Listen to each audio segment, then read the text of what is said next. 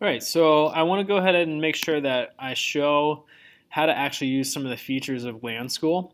So again, I changed the video where it's recording so you can actually see up at the top. So you'll see I've got administer, I've got one-to-one, and I'm going to go ahead and load one of my classes in here just so we can kind of have a little bit of an idea of what is capable, what LanSchool is capable of doing.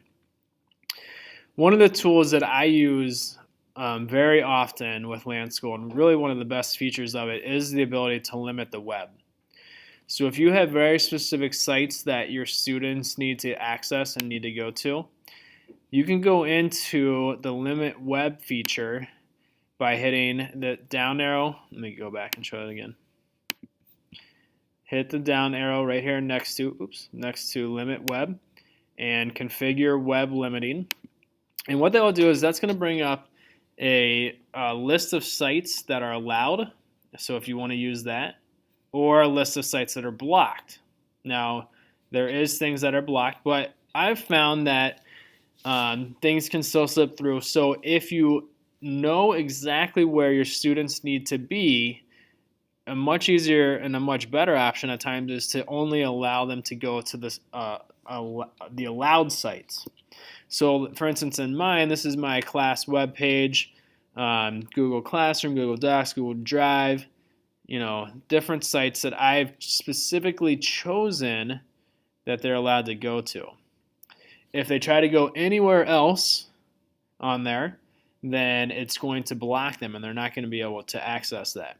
Now, we don't often use Google Docs and Google Drive, but I do know that it is a program or a website that the students use a lot for their classes, so I don't like to block those, even if I'm not necessarily using them. Sometimes they have work that they're doing and they come in. I don't want that to be taken out for some reason. So I go through and I can do that, and I can choose which sites I want them to be able to go to. It will only allow them to go to those sites then. Conversely, I could choose a blocked, and for a long time I was trying to go through and if they were going into different games, I was blocking them, but they just would find another site that hosted that game, and it ended up being a wild goose chase after a while, which is why I switched over to the allowed websites. Now again, it's much more specific. If you're doing research, you may not be able to do that because they're going to go to a site to do research, and if you have not specifically allowed that site, they're not going to be able to get to it. But if you do know which ones they want to use, pretty neat tool in order to use that. Same idea with limit apps. Again, if you want to only allow them to go to certain apps, so you can click on the down arrow next to limit apps, configure application limiting, and you can choose which applications you want them to be able to use. If I did turn it on, I have on here Google Chrome, Safari, etc., and then the programs that we use in here as well. Sometimes I just choose to put the block on and block things like Photo Booth and things if they're using programs that I don't necessarily want them to use. Now, the one thing, I don't often use this as frequently anymore, but the one thing that I would recommend if you do decide to use the allowed applications is that you put Microsoft Word on it. So let me show you how we can do that.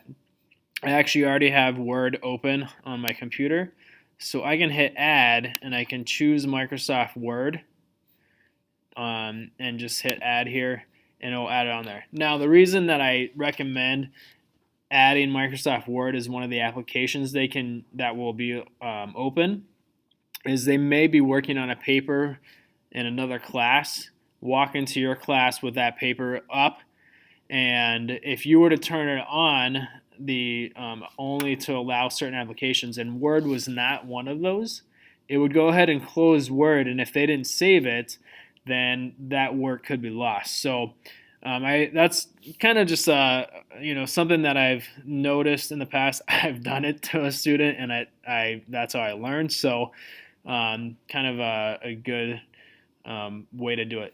I found that the easiest way to add any of these applications is to go ahead and open them on your computer so they're up, and then hitting the add button.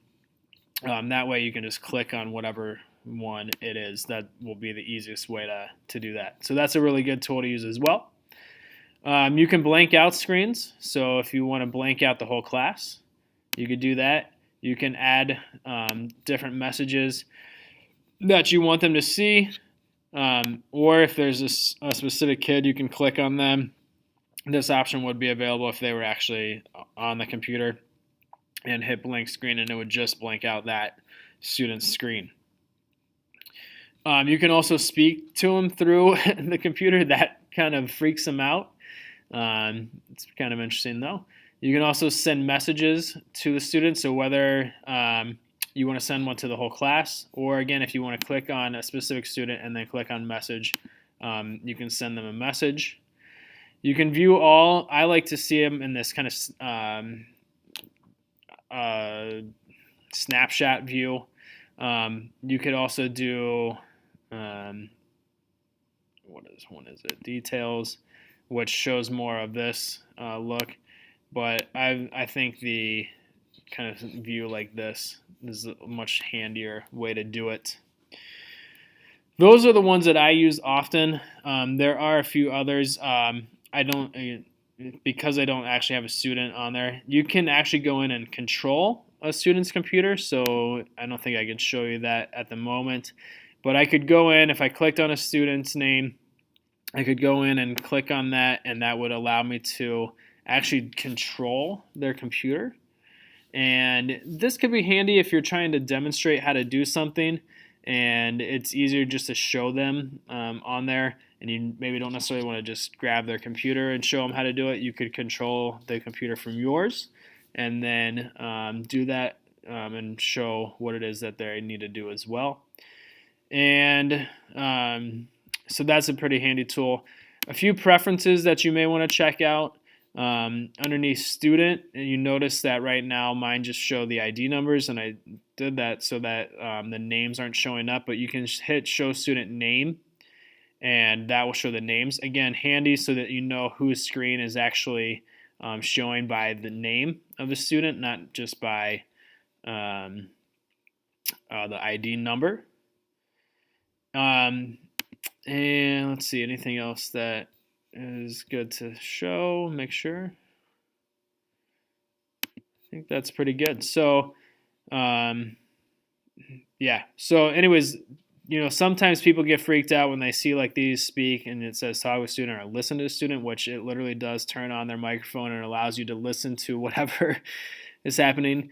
That's too much, power or different things that you have. This only works when the students are on the school's network. So this is video is being recorded after school hours. These students are not, they may have their computer turned on, but they're not on the school's network, so I cannot see their computer. I cannot see what they're doing at home. I wouldn't want to, but I can't. I definitely cannot do that. So you don't need to worry about, accidentally turning it on and being able to see a student's screen when they're not at school. Not the case, right? This only works when they're on the school's network. Okay, so those are some pretty handy tools, some things that you can utilize LanSchool for beyond just actually seeing their screen.